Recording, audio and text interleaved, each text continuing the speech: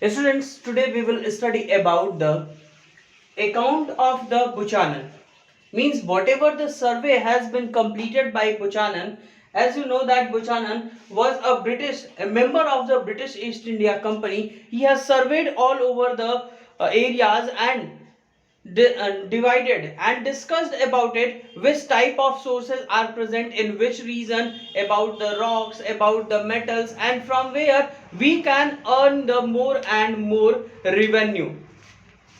From here we have to start. Francis Buchanan undertook detailed survey of area under the jurisdiction of the British East India company. मतलब जो भी area British east India company के अंतर्गत आता था उन सारे एरियाज का सर्वे बुचानन ने किया.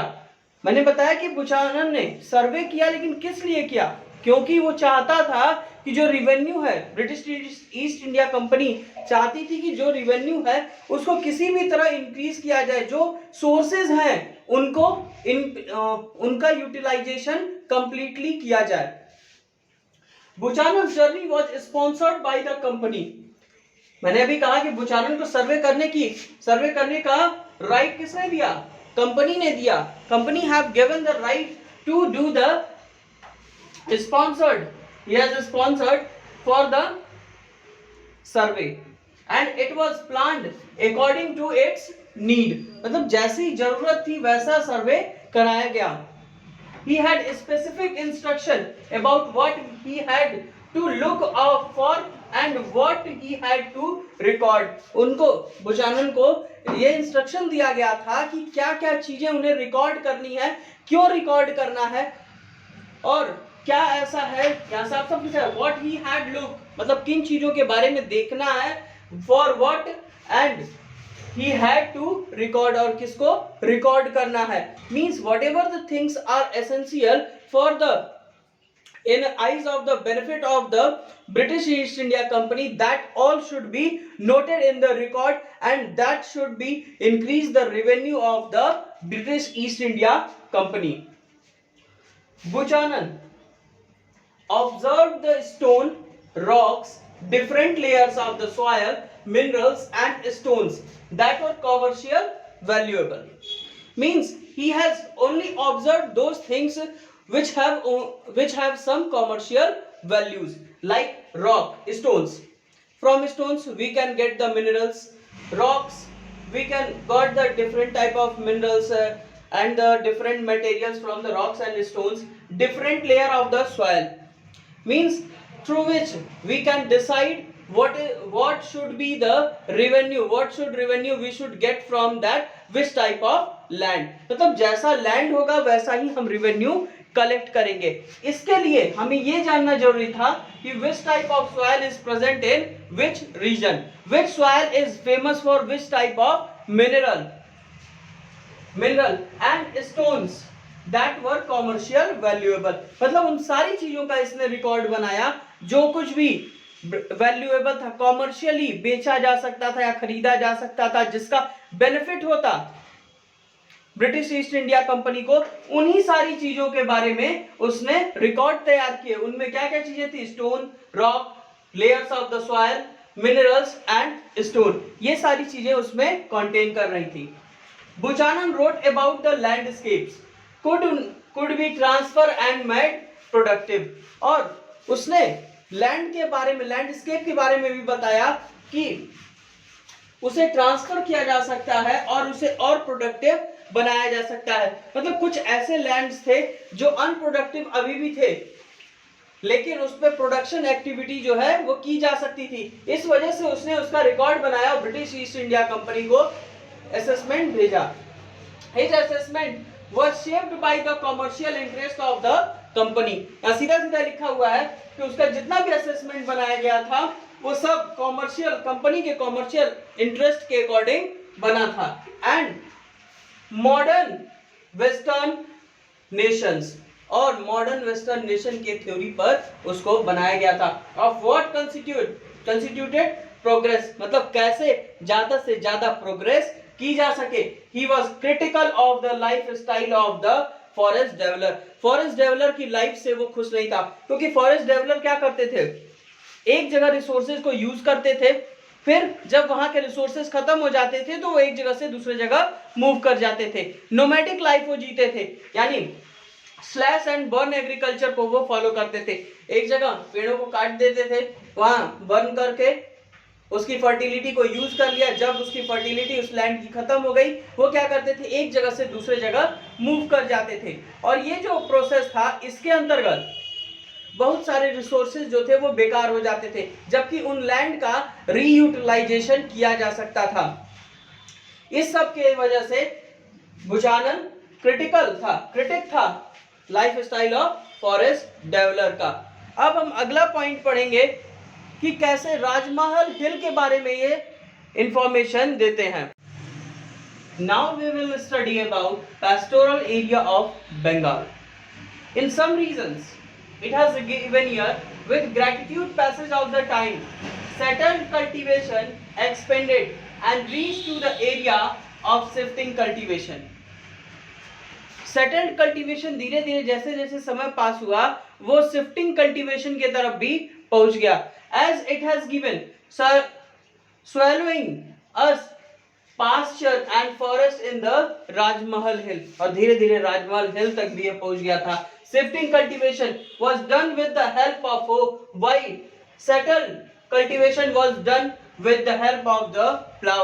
This was the reason a topic is given in our book, the hoe and the plow. This is totally based on the settled agriculture and also the pastoral, either the shifting cultivation. As it has given, we will study about hill of the Rajmahal.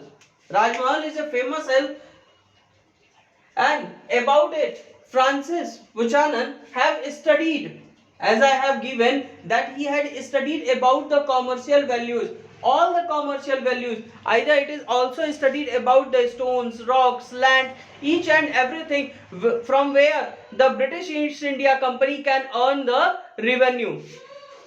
Francis Buchanan, a physician who traveled through the Rajmahal hill, and he gave an account about it.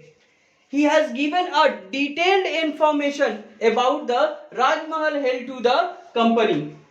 Originally, in Rajmahal hills, Pahariyars lived. In that hill, Pahariyars were living in that time. They lived on hunting, shifting, cultivation and food gathering. Means their life was totally based on the forest. Which type of base? They were doing hunting, they were doing shifting cultivation, they were gathering the food. They were totally dependent on the forest areas. So in the last 18th century, British encouraged the clearance, and the jamidar and the jotedar also started to turn uncultivated field. Means British East India Company have given the permission to the jamidars and jotedars to clear the forest and make them change into the agricultural field, because they need more revenue to earn the objects from India and China. This was the reason they have tried to clear the forest. And as you think, when you are living in an area and anyone will destroy, then what you will do? Surely you will oppose it. Surely you will fight with him. Then in this condition, same thing happened. The Pahariyars were there, who have started to attack over the jamidars and the jotedars.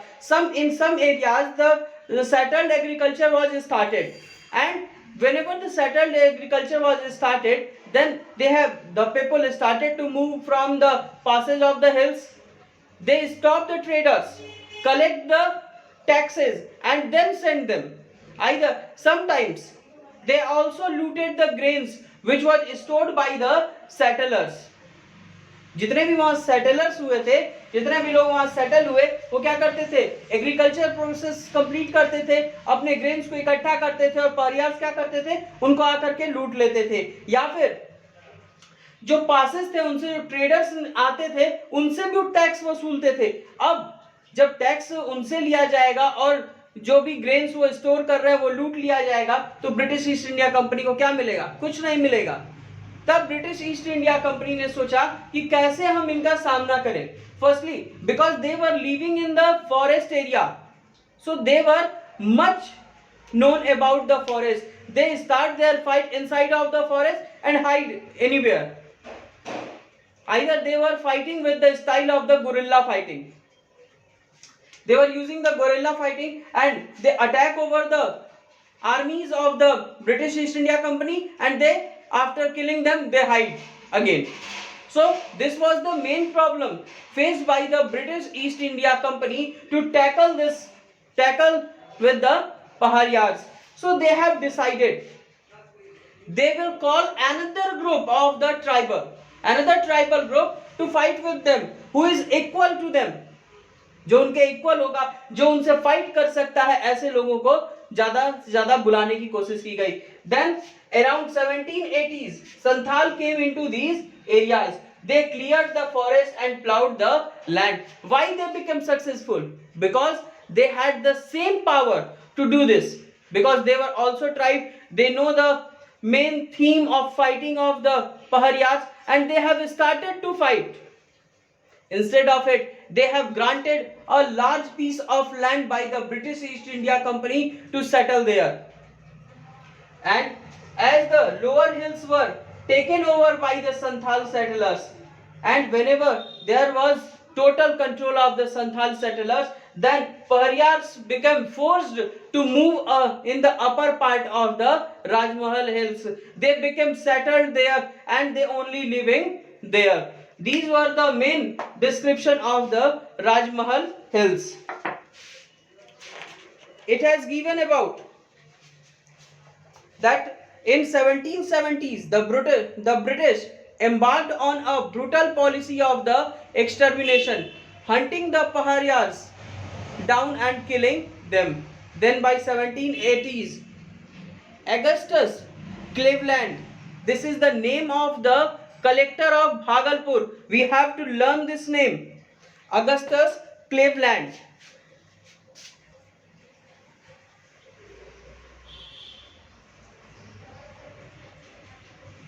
Augustus Cleveland. This was the name of the collector of the Bhagalpur. Processed a policy of the pacification. Pahariyas chief was given an annual allowance and made responsible for the proper conduct of their men. Means this person has given an offer that we will provide you a particular allowance and we will particular money for your survival, but you have to leave this place, because that place was much resources which were useful for the British East India Company. So they have given the offer. अब सोच लो कि जहां कोई राजा बन के रहा है उसको केवल एक क्या कहा ब्यूरोक्रेट्स बना के रख दिया जाए, तो वो बर्दाश्त कर पाएगा? वो सही नहीं पाएगा, वो उसको एक्सेप्ट ही नहीं कर पाए. They have not accepted it. Pahariyar chief were given annual allowance and made responsible for the proper conduct of their men. They were expected maintain order in their localities and discipline their own people. Many Pahariyar chiefs refused the alliance.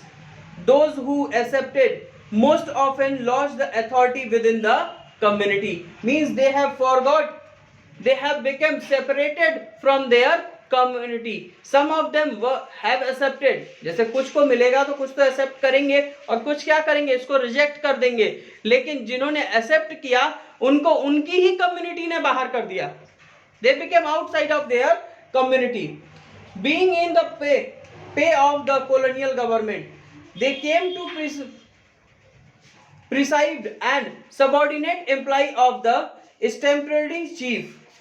As the pacification campaign continued, the Pahariyars withdraw deep into the mountains, insulting themselves from hostile forces and carrying on the war with the outsiders.